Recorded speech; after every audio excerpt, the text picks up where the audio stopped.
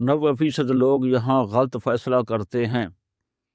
ایک انسان جو ماں بھی تھا اور باپ بھی، قرآن مجید اس کے بارے میں کیا کہتا ہے؟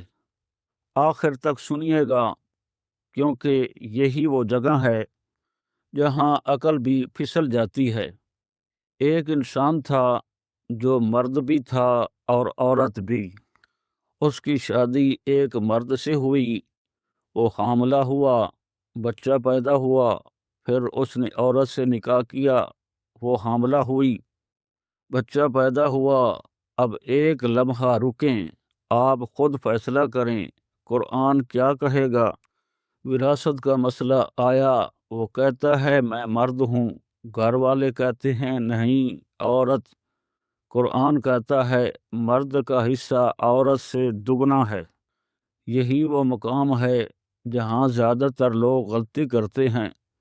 مقدمہ حضرت علی مرتضیٰ کرم اللہ وجہہ الکریم کے سامنے آیا، فیصلہ جذبات سے نہیں، قرآن مجید کے اصول سے ہوگا۔ ظاہری علامات سے پہچان ممکن نہیں تھی، اس لیے جس نے حمل اٹھایا وہ عورت کے حکم میں آیا، اور جس سے نطفہ نکلا وہ مرد کے حکم میں۔ قرآن میں پہچان نطفے سے ہوتی ہے، جسم سے نہیں۔ اسی بنیاد پر فیصلہ ہوا یہ مرد ہے۔ اب سوال یہ ہے، کیا ہم آج بھی ایسا انصاف کر پاتے ہیں؟ اگر آپ کو یہ فیصلہ پسند آیا ہے تو کمنٹ میں اپنے تاثرات ضرور لکھیں۔